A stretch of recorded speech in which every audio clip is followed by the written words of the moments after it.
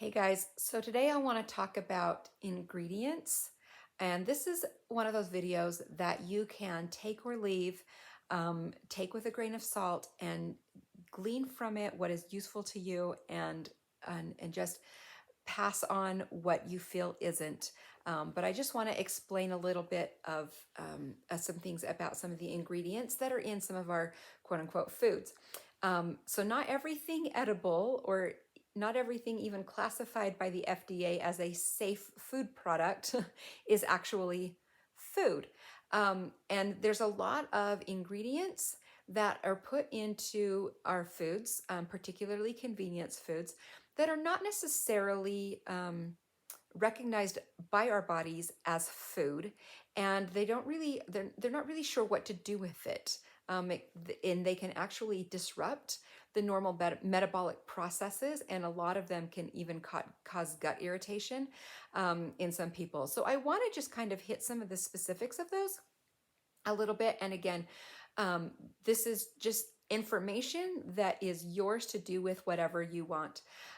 So synthetic ingredients like sugar alcohols and non-soluble fibers are and highly processed ingredients like polydextrose um, is an example.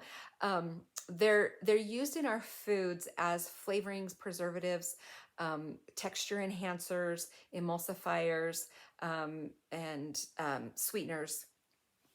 And the goal here is just to give you some information that you can use when you're reading your labels to just be aware of kind of what's in your food. So some of these that you'll find, and my recommendation is when you see something in an ingredient list on a food that you're looking to buy, if you don't recognize it, look it up. Where does it come from? How is it made? What are the processes? What is it derived from? And just educate yourself on some of these. And a lot of them maybe are not an issue, and some of them, may be an issue. But and some of them can even be natural, but also cause a problem. For example, carrageenan is usually derived from seaweed, so it's quote unquote natural. It's from a natural source. There's a lot of processes that it goes through. It's used as a stabilizer or thickener in a lot of foods. You might be surprised at the kinds of foods that you find this in. Turkey deli meat. If you look at your heavy whipping cream that you buy from the store, probably has carrageenan in it. And the issue with it is that it causes a lot of GI distress, or it causes GI distress for a lot of people. And so if if you notice a pattern of foods that kind of give you an upset stomach, look and see if this particular ingredient is in it, or something else.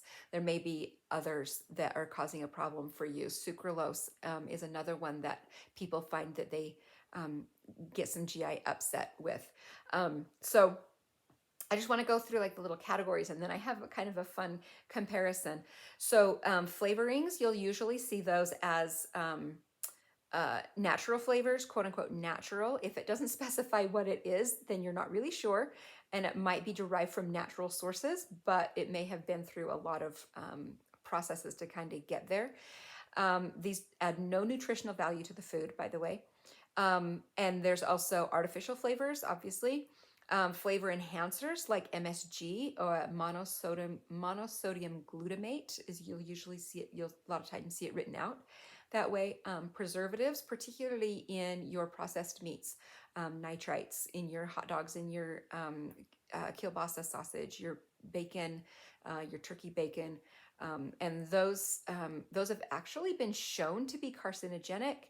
I don't know to what degree, but it might be a good idea to limit those. Colorings, your food dyes, especially artificial food dyes. If you've ever noticed, there are children that have severe reactions specifically to like red number 40. So that's just another thing to be aware of. Be aware that it's in there and that it may be causing some issues for you that you didn't recognize were coming from that. Thickeners and stabilizers. I mentioned carrageenan. Another is the gums, xanthan gum, guar gum, carob gum, locust bean gum. There are several, and some are better than others. So again, just look it up, educate yourself on them, and then you can make an informed decision on which ones are you're okay including and which ones you maybe want to stay away from. Potassium sorbate is another thickener or stabilizer.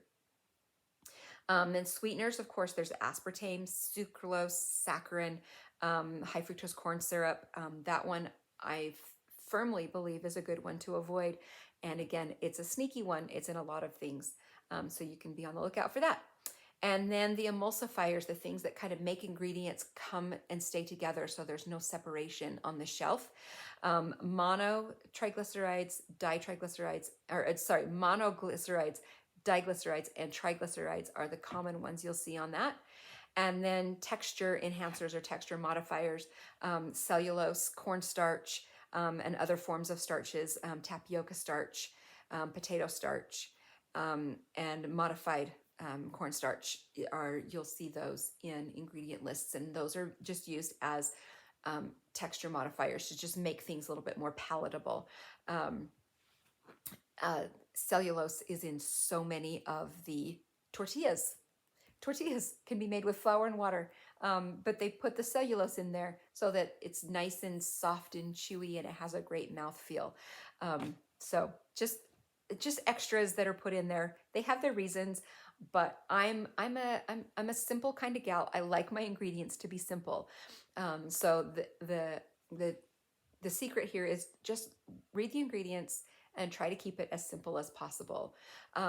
So the other thing is, and this is getting a little long, sorry, I'm going to keep going. The other thing is to be aware that not everything marketed as a health food is necessarily going to fit that criteria of simple ingredients that our body recognizes as food. So I have a fun comparison for that, and a couple of them. And so the first one is, I've got this picture of a label of a Quest protein cookie, and this is the chocolate chip flavor. And so the ingredients are a protein blend, which is basically protein powder, butter, polydextrose, which is one of those fibers. It's a synthetic fiber. It's lab created. It's not derived from anything natural.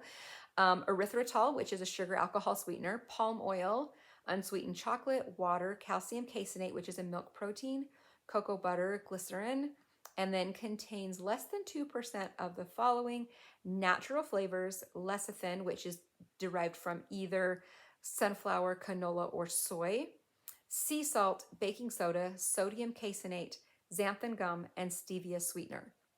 So those are the ingredients in a Quest chocolate chip protein cookie. Very little of those, the salt, the baking soda, probably the cocoa butter and the water, glycerin is a natural ingredient, palm oil. There's different schools of thought on palm oil. Again, educate yourself. But there's a lot of artificial, synthetic ingredients in there.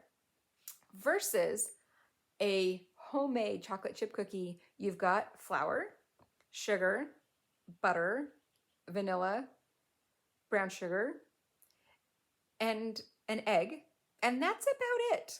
So if you're going for simple, recognizable food ingredients, which one is going to be the better option? So I know which one I'm going to choose.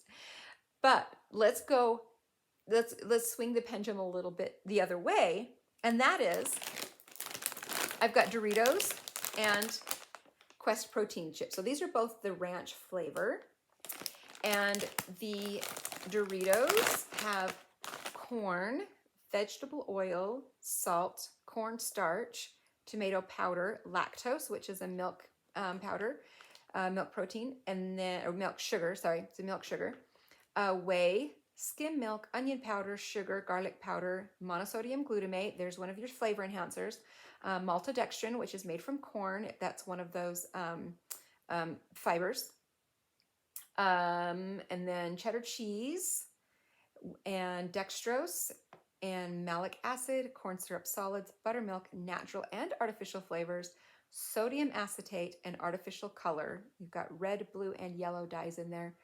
Spice, citric acid, disodium isonite,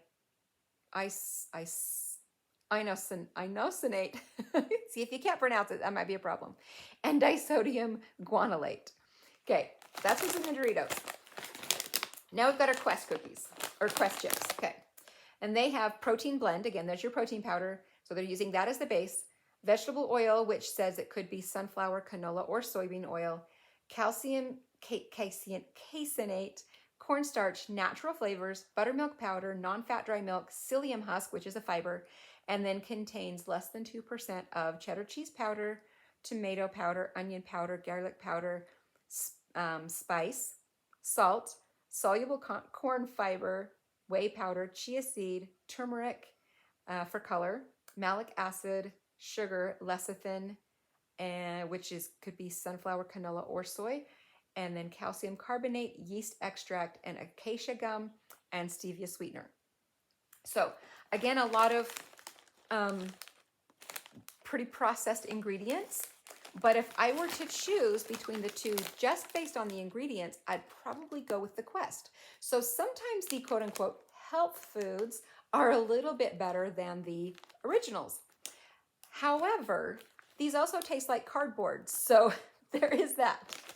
But the idea here is just to be informed and to know your ingredients and just make informed decisions about the foods that you eat. We want to try to keep the highly processed convenience foods to a limit anyway, to a minimum in anyway.